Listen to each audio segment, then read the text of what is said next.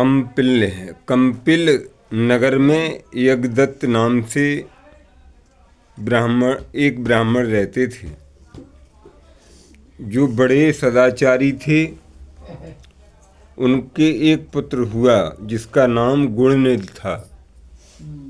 वे बड़ा दुराचारी और जुआरी हो गया था।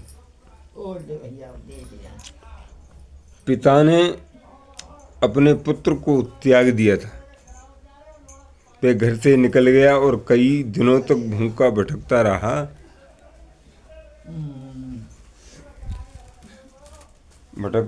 एक दिन वह नैवेद्य चुराने यानी मीठा चुराने की इच्छा से एक शिव मंदिर में गया।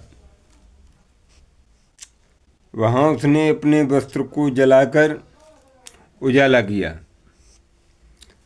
था और मानो उसके भगवान शिव के लिए दीपदान किया हो, क्योंकि उस शिव मंदिर में दीपक वगैरह रोशनी नहीं थी। उसने अपना कपड़ा जला करके रोशनी की, क्योंकि मीठा चुराने को गया था। वो उसका विचार चोरी करने का था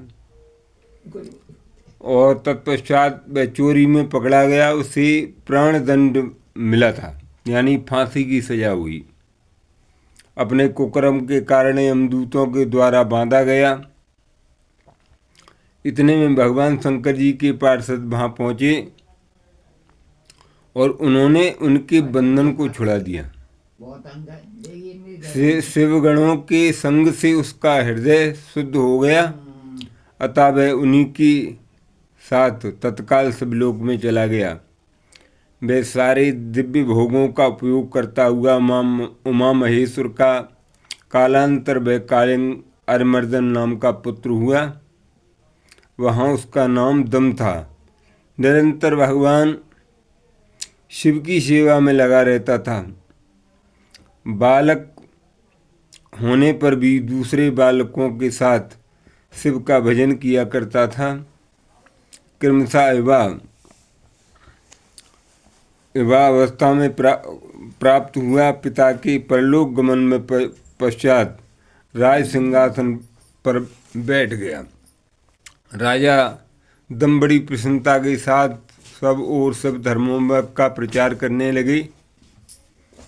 भूपाल दमन करना दूसरों की सर्वथा कठिन था। ब्राह्मण समस्त शिवालय में दीपदान करके अतिरिक्त दूसरे किसी को धर्म को नहीं जानते थे। उन्होंने अपने राज्य में रहने वाले समस्त ग्रामाध्यक्षों को बुलाकर ये आज्ञा दे दी कि शिव मंदिर में दीपदान करने के लिए सबके लिए अनिवार्य होगा। जिस ग्राम अध्यक्ष गांव के पास जितने शिवालय हों वहाँ बिना कोई विचार किए सदा दीप जलाना चाहिए। तो मित्रों, मंदिरों में पूजा करना, दीप जलाना बहुत ही आवश्यक होता है। तो उस ब्रह्मा के मानस पुत्र से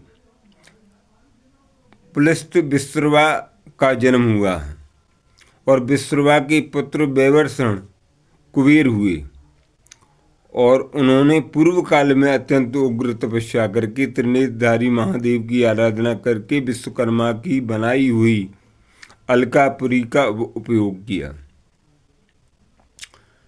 और वह एक कल्प तक व्यतीत हो गया और मेघवाहन कल्प आरंभ हुआ। उस समय यज्ञदत्त का पुत्र जो प्रकाश दान करने वाला था, कुबेर के रूप में अत्यंत दुसह तपस्या करने लगा। दीपदान मात्र से मिलने वाली शिव भक्ति प्रभाव को जानकर शिव की चित्त प्रकाश में कासकापुरी में गया और अपने चित्तरूपी रत्न में 11 रुद्रों को उद्बोधित करके अन्य स्नेह संपन्न पूर्वक शिव के ध्यान मगन में निश्चल बैठ गया। शिव की महान पात्र तपरूपी अग्नि से बड़ा हुआ काम क्रोध आते पतंगों के आघात से सूने हैं। ओम नमो नारायण। बोलो शिव भगवान की।